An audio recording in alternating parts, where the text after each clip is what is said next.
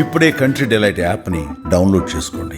Download the Country Delight app now. So VH గారు, present రాజకీయాల్లో జరుగుతున్న హాట్ టాపిక్ డిస్కషన్ ఏదైనా ఉంది అంటే మూడు ముక్కలాట. సో కవిత, కేటీఆర్, హరీష్ రావు. సో ముగ్గురికి పడటం లేదు, కవిత సపరేట్గా పార్టీ పెడుతున్నారు అనేది ఒక డిస్కషన్ బయట. యాజ్ అ సీనియర్ పొలిటీషియన్గా మీ వరకు అసలు ఏం వినిపించింది, ఏం చూడండి, చెప్తారు మీరు? ఇప్పుడు అన్నీ అయిపోయినాక ప్రభుత్వంలో ఉన్నప్పుడు నువ్వు ప్రగతి భవన్ కట్టించినావు, ఎవరిని రానియలే. సెక్రటరియట్ కట్టించినావు, ఎవరిని రానియలే.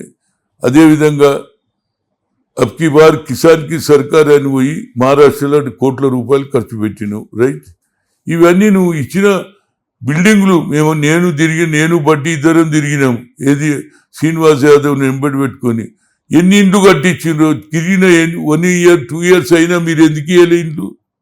అంటే పేదవాళ్ళ మీద కాదు, కట్టించడం మేము చేస్తున్నాం. ఇవన్నీ ఇవాళ శ్రీనివాస్ రెడ్డి వచ్చి నేను ఇండ్లు కట్టిస్తా అంటారు. అన్ని తప్పులు చేసిండు. అంటే జరిగింది ఏంటంటే, ప్రతి ఇంట్లో ఒక పంచాయతీ ఉంటుందండి నేను అనుకుంటున్నా. ఇది మై పర్సనల్ ఒపీనియన్.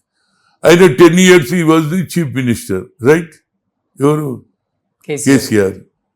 ఇంట్లో ఆడోళ్ళు ఏమంటారు, ఎన్ని రోజులు ఉంటావా, పెద్ద అయిన కొడుకు కప్పచెప్పు అంటే కొడుకు కప్పచెప్పింది. అర్థమైంది కదా?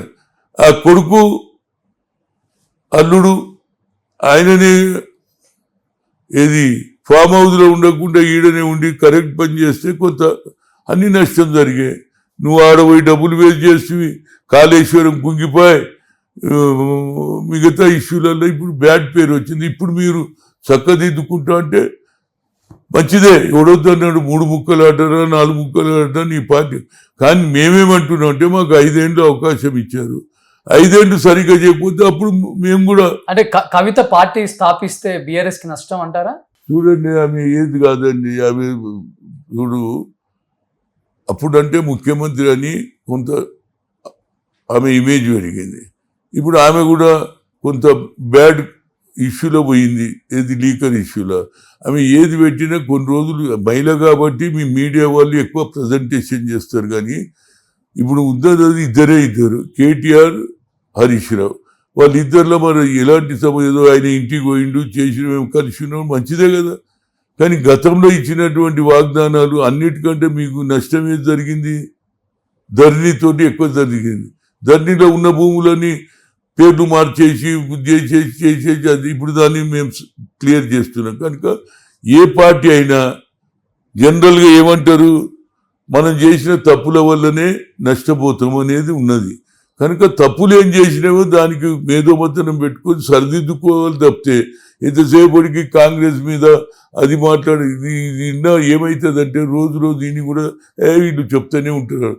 అదేదన్నా 4 రోజులు బాగా పనిచేసి ఎలక్షన్ ముందు మేము ఏమన్నా తప్పులు చేసినవి ఉంటే అప్పుడు ఆలోచన చేస్తారు. కానీ ఇప్పుడు ఎవరేం, ఇప్పుడు కాంగ్రెస్ హవా నడుస్తుంది, రాహుల్ గాంధీ హవా నడుస్తుంది. రాహుల్ గాంధీ హవా ఏంటంటే ఆయన ఏది రిజర్వేషను కులగన జరిగినప్పటి నుంచి ఆయన ఇమేజ్ పెరిగింది.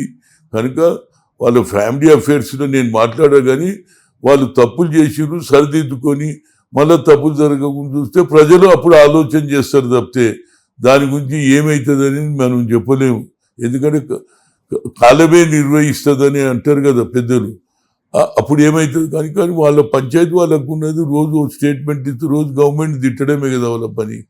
అది నేను కూడా అది ఏంటంటే మన ఇల్లు చక్కగా పెట్టుకోవడానికి మొదటి ప్రయత్నం చేసుకుంటే బాగుంటుంది అనేది నేను చెప్పగలను. ఓకే.